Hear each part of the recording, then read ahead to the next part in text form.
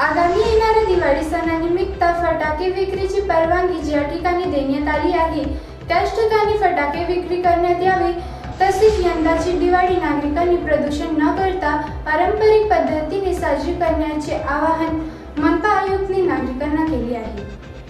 Corona विषाणूच्या कालावधीत यापूर्वी आलेले सर्व धर्मीय सण उत्सव नागरिकांनी घरगुती वातावरणात आणि साध्या पद्धतीने साजरे केले आहेत। याच पार्श्वभूमीवर आगामी येणाऱ्या दिवाळीच्या सणात नागरिकांनी अशाच प्रकारे सहकार्य करण्याचे आवाहन मनपा आयुक्त यांनी केले आहे।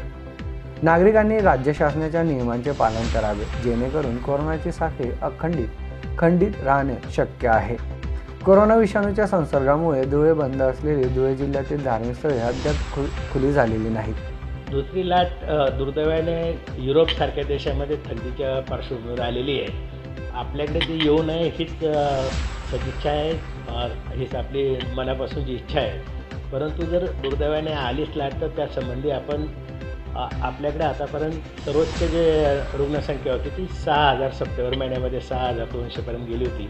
त्यामध्ये 10 ते 20% रुग्णसंख्या ॲड करून त्या पद्धतीने आपण ऑक्सिजन सिलेंडर, परत ऑक्सिजन बेड, आपले व्हेंटिलेटर बेड या संबंधीची व्यवस्था तयार करून ठेवलेली आहे। त्यामुळे दिवाळीचा सण नागरिकांनी घरगुती स्वरूपात आणि मर्यादित राहील अशी दक्षता घेत साजरा करावा।